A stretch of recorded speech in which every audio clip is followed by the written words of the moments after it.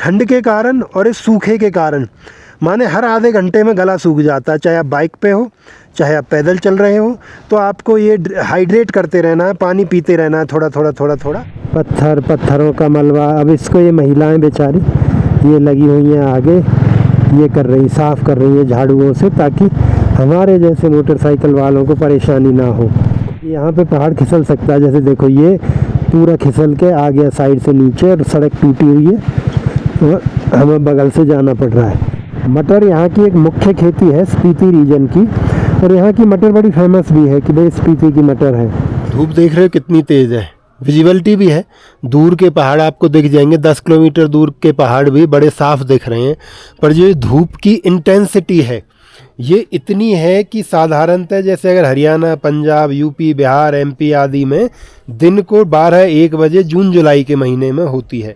हालांकि महीना जुलाई का ही है, पर ये जगह है नाको स्पीति वैली का एक छोटा सा गांव है। यहाँ पे एक छोटा सा बाज़ार, जब आप किन्नौर से काजा जाएंगे तो ये रास्ते में पड़ेगा। अब यहाँ मैं आपको क्या दिखाना चाह रहा हूँ, मैं रात को यहाँ पे रुका था, जो धूप की इंटेंसिटी है, अगर इस धूप में व्यक्ति 2-3 घंटे भी बाहर रह ले, और जैसे मैंने टी शर्ट पहन रखी है तो इस पे अगर ये मैं रहूँ इसमें 2-3 घंटे, मेरी स्किन बर्न हो जाएगी, सनबर्न कहते हैं जिसको, या स्किन जल जाएगी। इसीलिए यहाँ के लोकल लोग भी मतलब जो पूरी बॉडी कवर करने वाले कपड़े पहनते हैं, फुल बॉडी की टी शर्ट या शर्ट, सिर के ऊपर एक टोपी रहेगी, चेहरे पे एक मास्क जैसा रहेगा, यानी वो कम से कम हिस्सा ही इस धूप के उनके कांटेक्ट में आता है। तो आप भी जब कभी इस इलाके में आने की कोशिश करो, स्पेशली स्पीति रीजन जो है हिमाचल का, यहाँ आने की आपकी इच्छा हो, किसी भी मौसम में फ़र्क नहीं पड़ता उस बात से, क्योंकि यहाँ पे मौसम ज़्यादातर समय खुला रहता है, भले ही ठंड हो या न हो। तो फ़िलहाल अब आपको दिखाता हूँ मैं अपना रात का स्टे। ये यहाँ पे एक ढाबा है, पीछे से जो टीन शेड दिख रही है इसके ऊपर एक सड़क है, दिखा देता हूँ। जैसे इसके बाहर जाएंगे कुत्ते से ऊपर ये सड़क है, हाईवे है, यहाँ ये ढाबा है। तो ढाबा वालों का ही ये स्टे है। मैंने पूछा कि यार रुकने का कुछ है क्या, बोले है। तो उन्होंने मुझे कमरा दिखाया, मैं आपको भी दिखा देता हूँ। ये कमरा है, हालांकि इन्होंने व्यवस्था ऐसी बनाई है कि 3-4 लोग यहाँ पे सो सकते हैं। तो बोले भाई अगर आपको बेड चाहिए तो 300 में मिल जाएगा, यानी एक आदमी की सोने की जगह चाहिए, और अगर आपको कमरा चाहिए तो उसके 800 लगेंगे। इससे सस्ता मुझे नहीं लगता कि इस पूरे एरिया में कहीं मिलता। मैंने 2-4 गेस्ट हाउसेस को, होम स्टेज को फ़ोन भी किया, तो उन्होंने बोला कि नहीं भैया, सिंगल पर्सन के लिए 1000 से कम नहीं कर सकते हैं। तो इससे बेहतर और क्या हो सकता है। ट्रैवल में क्या, एक बात आपको बताता हूँ कि जब आप करते हो लीजर ट्रैवल, यानी फैमिली के साथ कहीं पे गए और 2-4 दिन का आपका ट्रिप है, तो आप सोचते हो हर चीज़ अच्छी हो। अच्छी माने होटल बढ़िया वाला लें, खाना बेहतरीन रेस्टोरेंट पे खाएं, गाड़ी और वो सब खर्चे। पर जब वही ट्रैवल 2-3-4 महीने का हो या 5 महीने का हो, तो कोशिश ये की जाती है कि रात को सोने के लिए जगह चाहिए, वो साफ़ हो, टॉयलेट साफ़ हो, बस इतना हो जाए। और वो हो जाए तो मज़ा आ जाता है। और ये सिर्फ मेरा नहीं है, मैंने जब ट्रैवल करना शुरू किया है लंबा ट्रैवल, तो मैं बहुत से विदेशी लोगों से, गोरों से, फॉरेनर्स से मिलता था। तो उनकी भी आदत क्या थी, वो सबसे कम खर्च करना चाहते थे स्टे पे। उनकी भी यही बात थी और आज मैं भी यही कहता हूँ कि भाई स्टे में सोना ही तो है रात को। सुबह उठते ही हम फिर बाहर हैं, अगर किसी शहर में हो तो वहाँ शहर घूम रहे हैं, अगर ऐसे रास्ते में रुके हैं होटल पे तो उठ के अपना गाड़ी में, बाइक में, बस में, जिसमें भी बैठे फिर आगे चल दिए। तो बस ये न्यूनतम थोड़ी सीमाएं होती हैं कि वहाँ पे चार्जिंग की व्यवस्था हो, पानी मिल जाए साफ़ पीने का, टॉयलेट साफ़ हो, कमरा साफ़ हो, बेडशीट साफ़ हो, और अपना सो जाओ। और हालांकि मैं खुद भी अपनी बेडशीट और एक ओढ़ने का स्लीपिंग बैग, यहाँ ठंड है तो स्लीपिंग बैग साथ में लेकर के चलता हूँ ताकि परेशानी ना आए। तो अब थोड़ी देर में अपना एक्सरसाइज करेंगे, छोटा मोटा व्यायाम, ताकि ये शरीर सही चलता रहे। सुबह के लिए यहाँ फल पता किए थे, फल तो थे नहीं, तो रात के 2-3 आड़ू रखे थे कल के, वही खाए हैं। और ड्राई फ्रूट भिगो रखे थे मैंने, 2 अखरोट, 2 अंजीर, 10-12 बादाम, 4-5 मनक्खा, वो खा लिए हैं। यानी सुबह कोशिश रहती है कि कुछ साफ़ पेट में जाए। साफ़ का मतलब सबसे पहला तो फल और उसके साथ ड्राई फ्रूट। हालांकि मैं प्रोटीन शेक भी साथ लेके चल रहा हूँ, क्योंकि इस ट्रिप में मैं रिस्क नहीं लेना चाहता। जैसे कुंभ में हुआ, वो मेल न्यूट्रिशन की वजह से मतलब 5-6 किलो वज़न कम हुआ बॉडी में। मेरी बॉडी में वैसे ही नहीं है, 63-64 किलो रहता, तो उसमें से भी वो कम हो गया था। तो अब कोशिश है कि ऐसा ना हो। मल्टीविटामिन्स भी हैं, प्रोटीन भी है, सारी चीज़ें हैं, ताकि आगे की व्यवस्था सही चलती रहे, बीमार ना पड़े, वज़न कम ना हो और ट्रिप छोड़ के बीच में जल्दी से घर ना आना पड़े। तो फिलहाल अब यहाँ से अपनी तैयारी करते हैं, चीज़ें समेटते हैं और निकलते हैं अब आगे। आगे कहाँ, रूट तो है काजा का, अब ये देखते हैं कहाँ तक पहुँचेंगे। ये तो मुझे भी नहीं पता, क्योंकि जगह अच्छी लग गई, कहीं कुछ देखने में अच्छा लग गया तो रास्ता बताएगा। तो चलिए करते हैं तैयारी। ये रहे हमारे बैग। हालांकि ये बैग था जो मैंने पहले फुल भरा रहता था, इसमें एक स्टोव, कुछ कपड़े, तिरपाल, वो खाली करके मैंने घर भेज दिया, तो अब ये खाली है। इसमें 1-2 कपड़े पड़े हैं बस। अभी बस मेन बैग है ऊपर, साइड में 2 बैग हैं। ये टैंक बैग है, इसमें essential item, power bank, phone, charger, पैसे सब इसके अंदर। तो इनको रखा जाए बाइक पे, 10-5 मिनट उसमें भी लगेंगे। और प्रोटीन शेक पिया तो नाश्ते का भी खास मन है नहीं, देखते हैं कुछ दिखा तो, नहीं तो निकलते हैं आगे। ये है भाई नाको, दूर 10-10, 20-20 किलोमीटर तक की विजिबिलिटी। आपको दूर के पहाड़ भी ऐसे लगेंगे तो दिख रहे हैं। और ये रही हमारी बाइक जिस पे सामान लदा हुआ है, सब कुछ हमने बांध दिया, पैक कर दिया। इतना सामान है, 2 साइड बैग, एक ये बड़े वाला, एक ये पीछे। इसमें बाइक का ही सामान है, रेन कवर आदि और पंचर के टायर, इन्फ्लेटर, वो सब चीज़ें इसमें रखी हैं। जैसा जैसा हमें बाइकर्स ने बताया कि भाई इन चीज़ों का आपको ध्यान रखना होता है, वो सब मैंने ली है। अब यहाँ से नाश्ता करके निकलते हैं आगे। ये है नाको जो आप देख ही चुके हो थोड़ा बहुत। और अब इससे आगे कोशिश रहेगी आज काजा पहुँचने की। काजा से पहले ताबो पड़ता है, सुमदो पड़ता है, तो उन सब से होते हुए पहुँचेंगे आज काजा। तो इस बीच आपको दिखाते हैं नाको से काजा का स्पीति वैली का सफ़र कैसा है। मैं भी देखता हूँ, आप भी देखिए।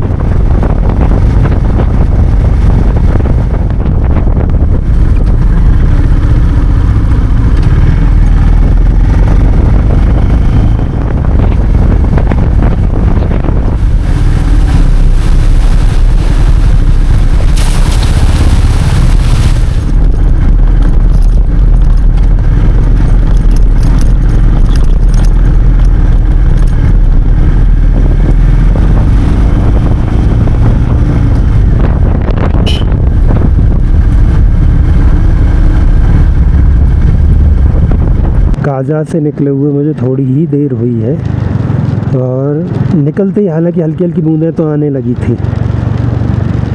तो मैंने वैसे तो अपने सारे पहन लिए कपड़े, जो भी होता है कि ऊपर का ये है, एक अपर है, रेन अपर, नीचे का रेन पैंट है, जूते के ऊपर भी कवर है, सारे कवर लगा लिए हैं, raincoat, rain pant type, ताकि आगे दिक्कत ना हो।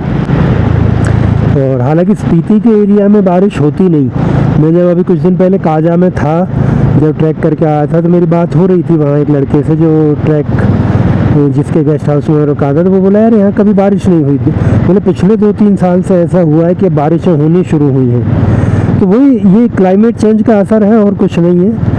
नीचे भी दिख रहा है, ऊपर भी दिख रहा है, और यहाँ उसका बहुत ही एडवर्स इफेक्ट पड़ेगा, यानी बहुत प्रतिकूल प्रभाव पड़ेगा अगर ये बारिश लगातार ऐसे ही हर साल पड़ती है यहाँ पे। क्योंकि जितने भी पहाड़ हैं लद्दाख में, स्पीति में, ज़्यादातर पहाड़ रेतीले हैं, कच्चे, और इन पहाड़ों में अगर बारिश आती है तो नीचे बने शहर, गांव सब के सब बर्बाद हो जाएंगे। यानी पूरा रीजन, पूरा एरिया ख़राब हो जाएगा उस बारिश से। तो उम्मीद तो ये देखो कि हमेशा के लिए ना रहे या बहुत तेज़ ना रहे, जैसी अभी हल्की होती है कि यही हो और बाद में ना हो। नहीं तो इसके बहुत प्रतिकूल प्रभाव होंगे यहाँ के एरिया के लोगों पे, इनके जीवन यापन पे, इनके घरों पे, शहरों पे। वो बड़ा गड़बड़ का खेल है। तो बादल वैसे दिख रहे हैं अभी आगे भी, स्पीति के भी, काजा की तरफ भी थोड़े हैं पर कम है, इतना नहीं है। पीछे ज़्यादा है, पीछे की तरफ तो पूरा डार्क हुआ पड़ा है, क्योंकि मैंने सुना, अभी पता चला कि आज वहाँ नीचे किन्नौर में बारिश हुई है। ठीक है, चलते हैं हम तो, लेकिन फुल्ली प्रोटेक्टेड है, देखते हैं कहाँ तक कैसे और कब पहुँच पाते हैं। हाँ, एक चीज़ और, मुझे मोटो ब्लॉग करने का कोई मन नहीं है, ना मुझे शौक़ है, पर मुझे लगा कि यानी कई बार चलते चलते विचार आते हैं, तो सोचा कि वो आप तक पहुँचाएँ। उसके लिए ज़रूरी है थोड़ा सा कि कैमरा जहाँ भी रहे और मैं बोलता रहूँ, तो चीज़ों का एक्सप्लेन करते रहेंगे समय के साथ साथ। बाकी ये जो माइक मैं यूज़ कर रहा हूँ ये DJI माइक मिनी है और इसको मैंने डायरेक्टली कनेक्ट किया हुआ है अपने DJI Osmo Action 4 कैमरा से। बहुत से लोग पूछते हैं कि भाई कैमरा कौन सा, अब उसके बाद आप पूछोगे कि भाई हेलमेट से बोल रहे हो तो माइक कौन सा है। तो माइक भाई यही है, DJI मिनी। इसका पूरा पैक है मेरे पास, जिसमें 2 माइक, एक ट्रांसमीटर आता है, एक रिसीवर आता है, 2 ट्रांसमीटर एक रिसीवर, उसी का प्रयोग चल रहा है। अब क्वालिटी आप देख सकते हो कैसी है, विदाउट नॉइस कैंसिलेशन है ये। बाकी चलते हैं, लिंक है नीचे यार, ये ख़रीद लेना अगर आपको चाहिए कि यही माइक अच्छा लग रहा है, ख़रीदना है तो लिंक दिया हुआ है मैंने नीचे, एफिलिएट लिंक है, वहाँ से ख़रीद लो। मुझे भी 2-4% कमीशन आएगा तो बड़ी खुशी होगी हमें भी कि देखो हमने भी कमीशन खोरी की है, धंधा किया है। बाकी चलिए चलते रहेंगे हम तो ऐसे ही। ऐसे पहाड़ों में ड्राइव करना अपने आप में थोड़ा सा चैलेंजिंग हो जाता है, क्योंकि ये देखो ये कितने सुंदर हैं, अद्भुत हैं, और कहीं ना कहीं वही कि अकल्पनीय है कि हमने कभी सोचा नहीं था कि ऐसी भी जगहें होती हैं यार। और जब ऐसी जगहें दिखती हों तो फिर ड्राइव करते रहना थोड़ा सा मुश्किल हो जाता है मोटरसाइकिल पे है, क्योंकि नज़र इन पे भी जाती है और आपको सड़क पे भी ध्यान रखना पड़ता है। हालांकि मैं कोशिश करता हूँ कि मैं स्लो स्पीड में ही चलूँ, स्पीड अपनी बहुत तेज़ ना करूँ और इन चीज़ों को देखते हुए धीरे धीरे आगे बढ़ें। अच्छा देखो यहाँ फ़र्क आपको दिखेगा, जो पीले हैं, पीले पहाड़ दिख रहे हैं, बिल्कुल मिट्टी है, कच्ची मिट्टी, उसके ऊपर फिर रेतीला पत्थर मिट्टी ऐसा मिक्स है इन सब पहाड़ों पे। और इसी कारण से यहाँ पे कुछ भी वनस्पति, पेड़ पौधा आदि नहीं होते हैं। नीचे वहाँ दिख रहे हैं वो प्लांटेशन है, सेब की या नाशपाती की होगी ज़रूर, बिल्कुल नदी के किनारे, ताकि पानी मिल जाए और ऊपर से हीट भी कम पहुँचे वहाँ तक। बाकी ये पूरा ठंडा इलाका है, देखने में रेगिस्तान भले ही लग रहा हो, ठीक ठाक ठंडा है यहाँ पे। अभी भी टेम्परेचर 17-18 इस रेंज में है, यानी हमारे वहाँ पे जो ठंड में होता है ठीक वही टेम्परेचर है। पर और एक चीज़ यहाँ पे और ऐड हो जाती है, ठंड के कारण और इस सूखे के कारण, माने हर आधे घंटे में गला सूख जाता है। चाहे आप बाइक पे हो, चाहे आप पैदल चल रहे हो, तो आपको ये हाइड्रेट करते रहना है, पानी पीते रहना है थोड़ा, ताकि गला ना सूखे, प्यास बहुत तेज़ ना लगे और बॉडी में पानी की कमी ना हो। थोड़ी देर रुक के फिर चलते हैं आगे, क्योंकि बारिश धीरे धीरे हमारे पीछे पीछे आ रही है। इधर देखो, इधर तो नहीं, इस तरफ दिख रहा होगा, वहाँ बारिश हो रही है, जो पहाड़ ढके हुए दिख रहे हैं उधर खुला है थोड़ा सा, ऐसे क्रॉस करके निकलना हमें उधर ही है, इस पहाड़ के पीछे से ऐसे निकलते हुए। तो अभी चलते हैं। अब आगे वीडियो में आपको वॉल्यूम थोड़ा तेज़ करनी पड़ सकती है, क्योंकि माइक की आवाज़ थोड़ी कम है। ये नाको क्या है, ये पड़ता है थोड़ा सा ऊंचाई पे, 14,000 फीट की ऊंचाई पे ये है। इसके बाद अब फिर थोड़ी सी दूर नीचे चलेंगे, नीचे उतरता रहेगा घाटी में, फिर उसके बाद जैसे स्पीति पहुंचेंगे यानी काजा पहुंचेंगे तो थोड़ा धीरे धीरे एलिवेशन और ऊपर उठता जाएगा। और ओवरऑल ये दोनों ही शहर हैं ऊंचाई पे, पूरा स्पीति रीजन ही ऊंचाई पे है। शायद उसी के कारण, हाई एल्टीट्यूड के कारण, बहुत समुद्र तल से ऊंचे होने के कारण यहाँ पे जो ये है रेगिस्तान बने पड़े हैं, ये शायद ये कारण हो, मुझे टेक्निकली नहीं पता है, पढ़ूंगा तो आपको भी बताऊंगा। और सड़क पे ना ऐसे अभी आपको पत्थर दिखे होंगे, तो ये क्या है, ये पहाड़ से थोड़े पत्थर खिसकते रहते हैं और सफाई भी करते रहते हैं लोग, लगे भी हुए। तो अभी पीछे वो महिलाएं साफ़ कर रही थी, झाड़ू से पूरा रोड साफ़ करके रखते हैं वो लोग मेंटेनेंस करके, तो वो भी अच्छा, बहुत बेहतरीन चीज़ है। और ये ऐसे रोड नहीं है कि एक बार बना के छोड़ दिए फिर सिर्फ करप्शन के कारण दोबारा बने अगली बार कि भाई क्वालिटी हल्की थी इसलिए बनेंगे। यहाँ रेगुलर मेंटेनेंस चाहिए, क्योंकि पहाड़ खिसकते रहते हैं। बर्फ़ के सीज़न में पूरे इस पर बर्फ़ आ जाती है, तो जो बर्फ़ को हटाते हैं उससे भी रोड ख़राब होता है। तो यहाँ की कंडीशंस अलग हैं, भले ही भ्रष्टाचार ना भी हो तो भी इन रोड्स को मतलब सामना करना पड़ता है बुरी परिस्थितियों का। और बात अगर ग्राउंड एरियाज़ की हो तो वहाँ तो और किसी चीज़ की आवश्यकता ही नहीं है। हमारे नेता, वहाँ के अफसर, वहाँ के जो ठेकेदार हैं, उनके पेट ही इतने बड़े हैं कि उनको भरने में ही सारा कुछ चला जाए। वहाँ किसी खराब वातावरण की, बारिश की, धूप की आवश्यकता नहीं है। अच्छा अब आप देखोगे ना, ये पूरा नीट एंड क्लीन दिख रहा है, ये झाड़ू से साफ़ किया है लोगों ने, यहाँ जो रेगुलर लगे रहते हैं सफाई वाले उन्होंने। तो मतलब है, अच्छी चीज़ है, तो मुझे देखने में बढ़िया लगा।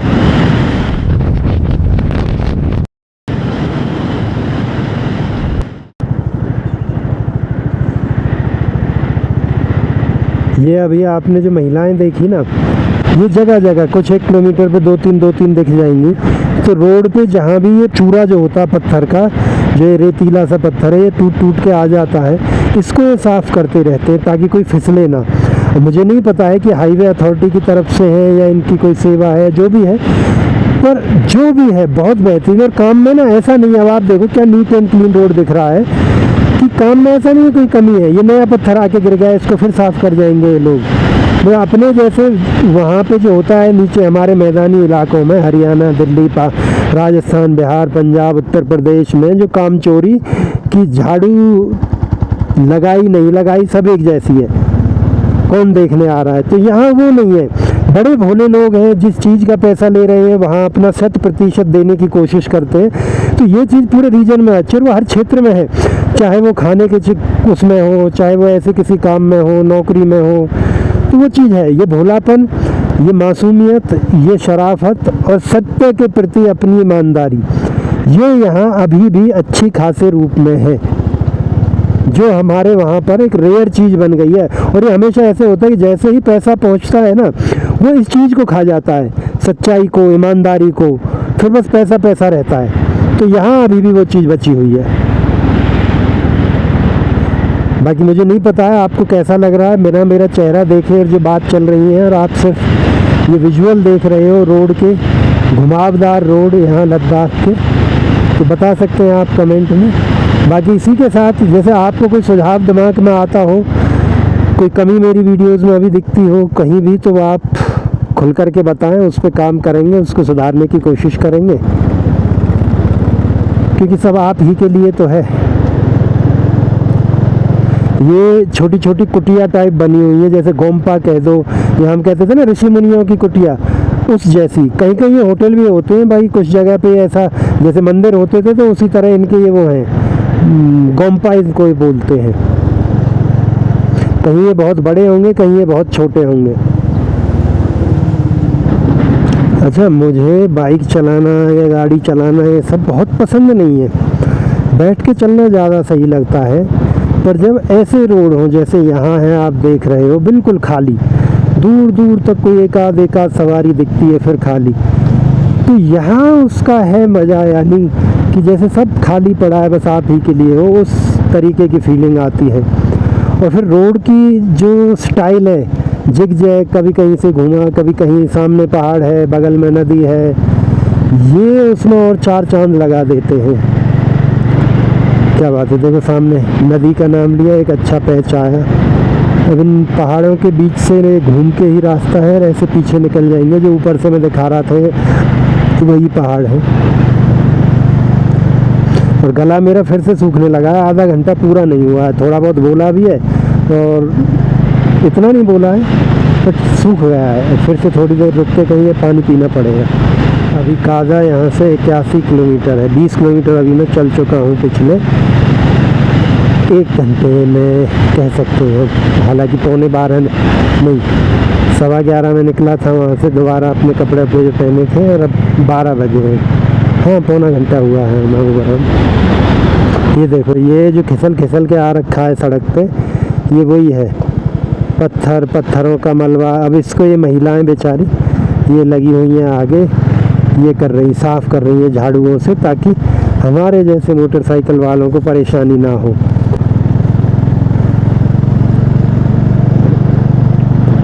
और पहाड़ पहाड़ पहाड़ भाई साहब, हाँ, मतलब एक ही काम कर सकते हैं, या तो मोटरसाइकिल चला लो, या भाई इनको तसल्ली से रुक के देख लो। और मैं रुक जाता हूँ बीच बीच में कई जगह ऐसे ही, जहाँ पहाड़ खिसलने का डर नहीं होता। BRO के जगह जगह बोर्ड है, बॉर्डर रोड ऑर्गेनाइजेशन, यही इन रोड्स को बनाते हैं शायद, तो उसमें लिखा होता है कि शूटिंग स्टोन एरिया, कि यहाँ पे पहाड़ खिसल सकता है। जैसे देखो, ये पूरा खिसल के आ गया साइड से नीचे, और सड़क टूटी हुई है, और हमें बगल से जाना पड़ रहा है। तो ऐसा इसमें जगह जगह होते रहता है इस रूट पे, खासकर क्योंकि पहाड़ कच्चे हैं। और इसीलिए इन पहाड़ों के लिए बारिश या तेज़ बारिश बहुत भयानक साबित हो सकती है, यानी पूरे के पूरे रोड ख़राब हो जाएं, रास्ते रुक जाएं, तो संभावनाएं हो सकती हैं। आपको क्या लगता है बाकी ये जगहें देख के? ये देखो आगे पूरा सुनसान बंजर पहाड़ है, ज़मीन नहीं पहाड़ है।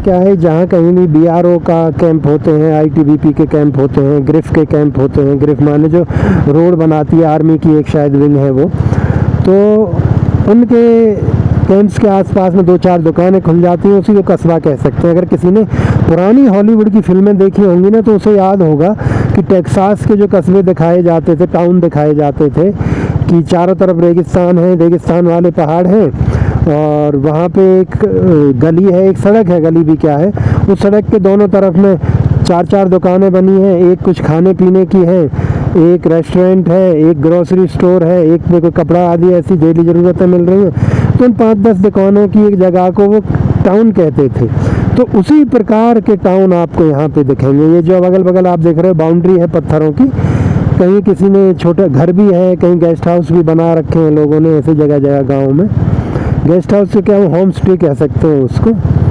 बाकी इस जगह थोड़ी सी हरियाली दिख रही है क्योंकि ये वैली के बिल्कुल नीचे है, नदी के बिल्कुल बगल में। यहाँ पे अगल बगल में थोड़े पेड़ हैं, सेब के बगीचे हैं, ऊपर सामने आपको अभी दिखा जो सेब का बगीचा है। तो उसी प्रकार की यहाँ पे प्लांटेशंस हैं। बाकी यहाँ एरिया में क्या है कि मटर की पैदा बहुत होती है।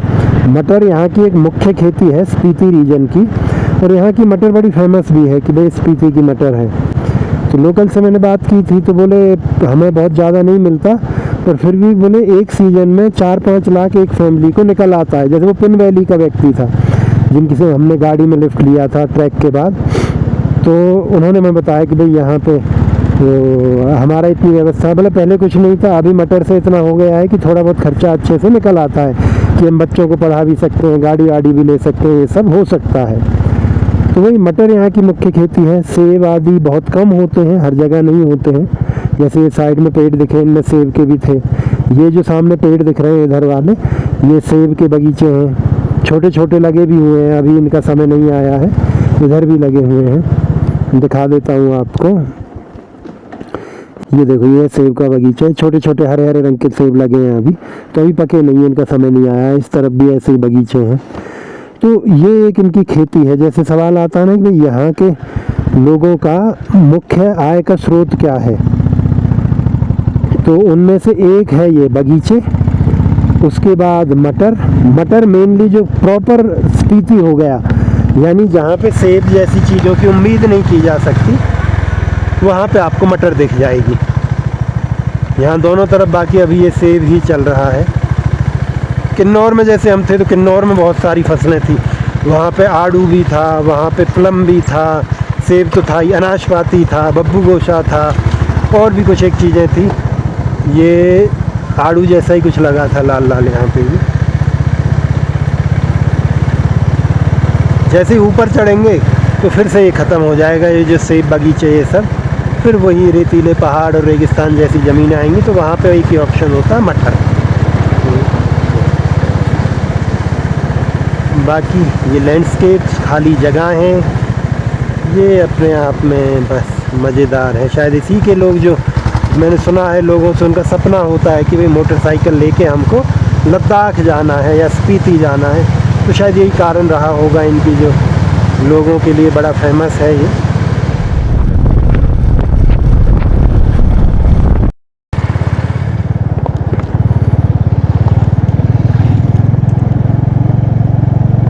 हमेशा अच्छे रोड ही नहीं मिलते, धीरे धीरे जैसे जैसे हम आते जा रहे हैं रोड की क्वालिटी उतनी ही हल्की होती जा रही है। और हल्के होने में भी कारण ऐसा नहीं है किसी को दोष दिया जाए कि ये पहाड़ हैं, खिसक रहे हैं, आ रहे हैं। वो अलग बात है कि हमारे देश में किसी नेता की, किसी इंजीनियर की, किसी की अभी इतनी दूरदर्शी सोच नहीं है कि ऐसा कुछ इन्वेंट करके इस प्रकार की तकनीक इन्वेंट की जाए, इनोवेट की जाए कि इन चीज़ों को सस्टेनेबल बनाया जा सके। यानी इनको हर साल ऐसे रोड ना बनाए कि हर साल ये टूटे खराब हुए हर साल बनाएं, क्योंकि कुछ ना कुछ संभव ज़रूर है, बस हम उस तक पहुंच नहीं पा रहे हैं क्योंकि सोच नहीं है। और वहीं जब बात आती है चाइना की इन्हीं मामलों में, छोटी छोटी चीज़ों में, तो बहुत आगे भाई, सोच नहीं सकते, उससे ज़्यादा आगे है। अमेरिका पीछे रह चुका है। हमें लगता होगा कि अमेरिका आज भी एडवांस, नहीं, चाइना अलग सतर है भैया। हम उलझे रह गए भारत पाकिस्तान में, और चीन हो गया, चीन पहुंच से बाहर हो गया। और आज समय ऐसा आ गया है उसकी इस खूबी के कारण कि अमेरिकन लोग चाइनीज़ सीख रहे हैं, अपने बच्चों को चाइनीज़ सिखा रहे हैं, क्योंकि उन्हें लगता है कि फ्यूचर इज चाइना। तो बस वही, उन्होंने हर प्रकार से हर एक आयाम पर ध्यान दिया, इनोवेशन पे दिया, तकनीक पे दिया, टेक्नोलॉजी पे दिया, क्वालिटी पे दिया, क्वांटिटी पे दिया। हम ना क्वालिटी दे पाए, ना क्वांटिटी दे पाए, ना तकनीक दे पाए, ना इनोवेशन दे पाए, ना शिक्षा दे पाए। हम वहीं के वहीं रहे जहाँ 10, 15, 20, 25 साल पहले थे। बस समय के साथ जो अनिवार्य बदलाव हुए जा रहे हैं देश में, समाज में, दुनिया में, वो हमारे यहाँ भी हो रहे हैं। इनको एक्सेप्शनल नहीं मान सकते, चाइना वालों का एक्सेप्शनल माना जा सकता है। अब इतना व्याख्यान मैं सिर्फ रोड पे नहीं दे रहा हूँ, बहुत सारी चीज़ें इसके अंदर आती हैं। ठीक है, रोड तो जैसे है, बहुत सारी कंडीशन इसके लिए मैटर करती हैं, आज भी कहते हैं। और हमारे देश के लोगों की, इंजीनियर्स की सोच इतनी नहीं है, क्योंकि ये वही इंजीनियर हैं जो पैसा दे के तो कॉलेज से पास होके आए, और पैसा दे के फिर वो लगे पैसे से, जुगाड़ से। अब लगे क्या कर सकते, क्या उम्मीद रखते हो फिर ऐसे लोगों से। हाँ, बैक टू द चाइना आते हैं। एक छोटा सा उदाहरण बताता हूँ। भारत ने कई साल पहले विदेश से जो ड्रोन हैं उनका आयात बंद कर दिया कि भाई भारत में आप ड्रोन इंपोर्ट नहीं कर सकते, इसलिए ताकि लोकल टेक्नोलॉजी को बूस्ट मिले, भारतीय कंपनियों को थोड़ा अच्छा उसमें इससे सहारा मिले कि भाई विदेशी कंपनी अगर होंगी सस्ते में देंगी तो भारतीय नहीं डेवलप। लगभग 10 साल होने को हैं, 2016-17 के आसपास वो बंद किए गए थे। आज तक भी भारत की एक कंपनी बता दो जिसके ड्रोन बनते हों और वो किसी भी सेक्टर में काम आ रहे हों। फोटोग्राफी का, यूजर का जो ड्रोन है वो आज भी DJI पूरी दुनिया पर राज करता है। अमेरिका की भी कोई कंपनी उसको नहीं हटा पाई, यानी मार्केट लीडर है वो, चाइना की कंपनी है। तो अगर तुम्हें लगता है ना चाइना सिर्फ ख़राब क्वालिटी, नहीं भैया, वो तो तुम्हारे यहाँ के तथाकथित बनिए बिजनेसमैन जो हैं, चीन जाके बोलते ही ये थे कि जो सबसे सस्ता हमें वो दे दो, हम बेच देंगे। आज भी जो पता नहीं कितनी स्पीकर वाली, ईयरफोन वाली कंपनियां बना के बैठे हैं, वो 1500-800 रुपये में वो दे रहे हैं, स्मार्ट वॉच दे रहे हैं, और वो 400-400 रुपये में ब्लूटूथ स्पीकर दे रहे हैं। क्या उम्मीद करते हो क्वालिटी आ सकती है? वो जाके ये कहते हैं भैया कि हमें वो दो जिसमें सबसे ज़्यादा बचे, जो सबसे सस्ता हो, और वो वहाँ से लेके आ रहे हैं, आपको मिल रहा है। तो ऐसा नहीं है चीन क्वालिटी नहीं बनाता, बहुत बेहतरीन बनाता है, क्योंकि दुनिया की जितनी भी क्वालिटी चीज़ें हैं उनकी भी प्रोडक्शन चीन ही कर रहा है, ये ना भूलना।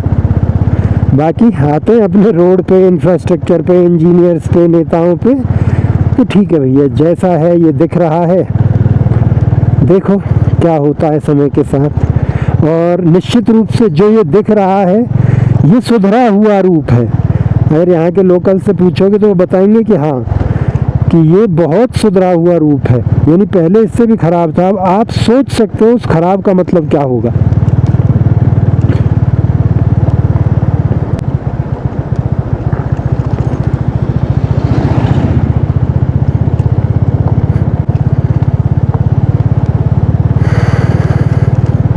मैंने जब वहाँ ताबो में देखा कि काजा 40-47 किलोमीटर दूर है, तो उसका दिखा रहा था 1.5 घंटा। तो मुझे लगा यार 1.5 घंटा क्यों दिखा रहा है, पर अब जब ये सड़क देखी समझ आया कि इसलिए था वो 1.5 घंटा। यहाँ भी बोर्ड लगा था BRO का, शूटिंग स्टोन एरिया, ध्यान से चलें। शूटिंग स्टोन का मतलब होता है कि ऊपर से पत्थर फिसल फिसल के शूटिंग करते हुए आते हैं पूरी स्पीड से, तेज़ी से, और उनका लगने का डर रहता है। तो इसलिए लिखा है कि भैया ध्यान से चलना, कि एक नज़र नीचे तो है, एक नज़र ऊपर भी रखना। शहर में वो नज़र रखी जाती है स्पीड के कैमरे पे, जो दिल्ली NCR में कहीं होते हैं, कि स्पीड वाला कैमरा ना हो, थोड़ा ऊपर उठा के। अब यहाँ वो स्पीड वाले पत्थर पे रखनी है कि कहीं ऊपर से आ ना रहा हो। 10 किलोमीटर दूर रह गए हैं और ये देखो मैं यहाँ रुका था, ये जो बगल में बड़े गजब की पहाड़ की फॉर्मेशन है, इसे दिखाने के लिए। रेतीले पहाड़ हैं, समय के साथ हवा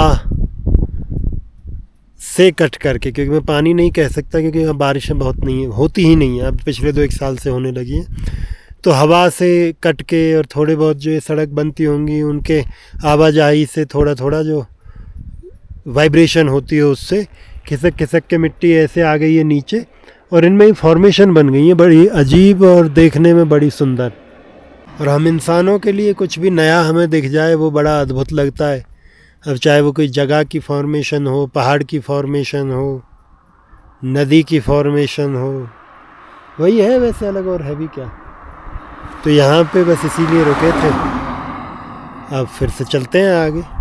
मुझे लग रहा है कि आधे घंटे 20 मिनट में हम पहुँच जाएंगे अपने उस स्थान पे, यानी काजा में। काजा में किसी रुकने की जगह। थकावट तो हो गई यार, आज सुबह से चल रहा हूँ, इतने लंबे की उम्मीद नहीं थी। समय अभी 4 बज गए हैं, तो फिलहाल चलते हैं। तो इस पॉइंट के बाद मुझे समझ आया कि भाई मेरे माइक की बैटरी ख़त्म हो चुकी है, तो कनेक्शन कट गया था, वो भी वॉइस ओवर कर रहा हूँ। तो ये एंट्री पॉइंट है काजा का। यहाँ से जो ऊपर की तरफ सड़क गई वो जाती है हिक्किम कॉमिक, जो वो गांव है जहाँ पे हाईएस्ट वो पोस्ट ऑफिस है इंडिया का, एशिया का, इंडिया का नहीं। और अंदर की तरफ वाली जो सड़क है ये जाती है काजा शहर में अंदर। यहाँ से ये मार्केट है यहाँ की काजा की। राइट साइड में आपको जो दिख रहा है ये बाउंड्री वॉल है काजा बस स्टैंड की। यहाँ के लिए बसें आती हैं, हर जगह से आपको बस मिल जाएगी, दिल्ली से भी, किन्नौर से भी, मनाली से काजा के लिए बहुत सारी बसें हैं। तो ये मार्केट है, मार्केट में अब थोड़ा आगे जा कर के मैं अपने ठहरने की जगह देखता हूँ और फिर वहाँ रुक कर के आपसे अब बातें करते हैं आगे। पहुँच गए भैया एक बड़े लंबे सफ़र के बाद और थका देने वाले सफ़र के बाद। थका देने वाला इसलिए ना कि दचकियाँ हैं, ऊबड़ खाबड़ रोड है, रोड टूटा हुआ है, उसके कारण से थोड़ी हालत ख़राब होती है।